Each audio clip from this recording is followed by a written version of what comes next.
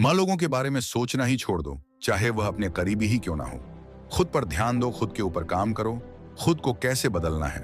इस विषय पर हम आज एक आपको कहानी सुनाएंगे। तो चलिए शुरुआत करते हैं। बहुत समय पहले की बात है।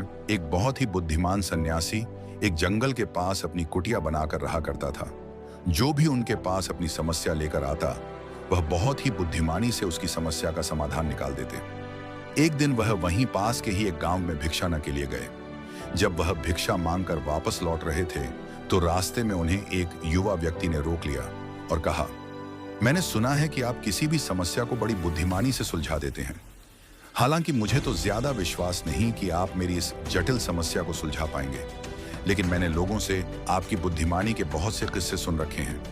इसलिए मैं आपसे एक बात जानना चाहता हूं कि हमें किसी भी काम में असफलता की घबराहट क्यों होती, और हम अपने किसी भी लक्ष्य को असफलता के घबराहट के बिना कैसे प्राप्त कर सकते हैं।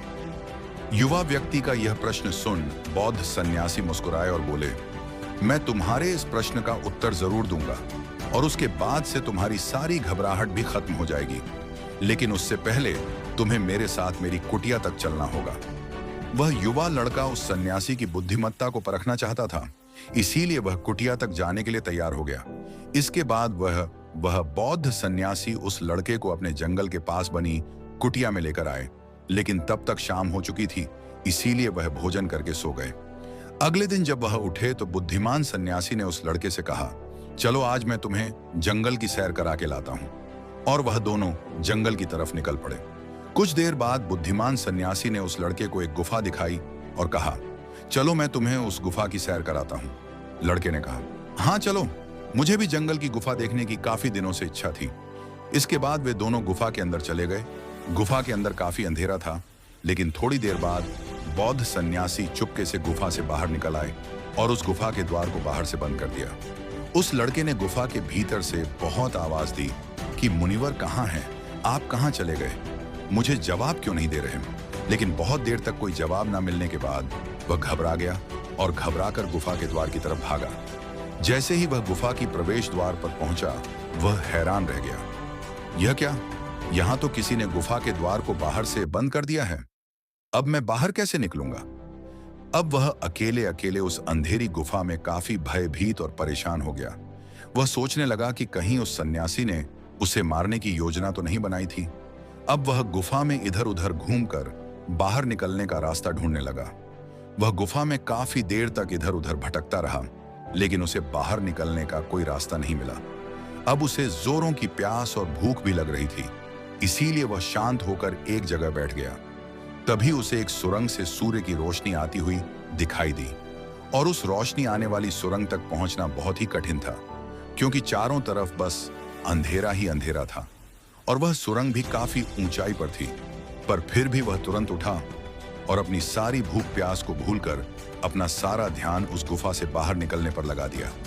काफी मेहनत और प्रयास करने के बाद वह उस सूर्य की रोशनी आने वाली सुरंग तक पहुंच गया और कुछ दूर तक उस सुरंग में ही ऊपर चढ़ता गया। तभी अचानक उसे वह सन्यासी हाथ आगे बढ़ाता हुआ दिखाई दिया। वह लड़का झट से उस सन्यासी का हाथ पकड़कर बाहर आ गया और बाहर निकलते ही उस सन्यासी को गुस्से से चिल्लाकर कहा, मुनिवर आप पागल हो गए हैं। आप मुझे अंधेरी गुफा में अकेले छोड़कर आ गए। आपको पता है मैं कितना भयभीत हो गया था और मुझे कितने जोरों की प्यास लगी है। उस सन्यासी ने मुस्कुराते हुए उसे पानी दिया और कहा, अब मेरी बातों को ध्यान से सुनना। तुम इस गुफा के बाहर सिर्फ दो कारणों की वजह से निकल पाए, जिसने तुम्हें इस गुफा से बाहर निकलने के लिए मजबूर किया। पहला कारण क्योंकि तुम्हें जोरों की प्यास और भूख लगी थी, और दूसरा कारण तुम्हें वहां घुटन महसूस हो रही थी, क्योंकि तुम्हें मित्रों और परिवार वालों के साथ रहने की आदत पड़ चुकी है। अब मैं तुम्हें दो मुख्य कारण बताता हूं जिसकी वजह से तुम इस गुफा से बाहर निकल पाए। पहला कारण, क्योंकि तुम्हारे साथ वहां यह कहने के लिए लोग नहीं थे कि इतने अंधेरे में इतनी ऊंचाई पर तुम उस सुरंग तक कैसे पहुंच पाओगे, यह तो असंभव है। और दूसरा कारण, वहां यह कहने के लिए भी लोग नहीं थे कि चलो कोई दूसरा रास्ता देखते हैं, इससे भी आसान रास्ता मिल जाएगा और हम बहुत आसानी से इसको फिर से बाहर निकल जाएंगे। सफलता प्राप्त करने का नियम भी कुछ ऐसा ही है। ये तो मैंने तुम्हें सफलता कैसे प्राप्त करी इसकी एक छोटी सी दुनिया बनाकर दिखाई है, और वास्तविक दुनिया इससे कहीं अधिक जटिल होती है। वहां हमें सलाह देने के लिए बहुत से फलत लोग मिल जाते हैं जो खुद तो कुछ कर नहीं पाए, लेकिन हमें ज्ञान देंगे कि यह मत करो, यह बहुत कठिन है, यह तुमसे ना हो पाएगा, इससे अच्छा तो तुम वह काम कर लो, उसमें तुम्हें निश्चित रूप से सफलता मिल जाएगी।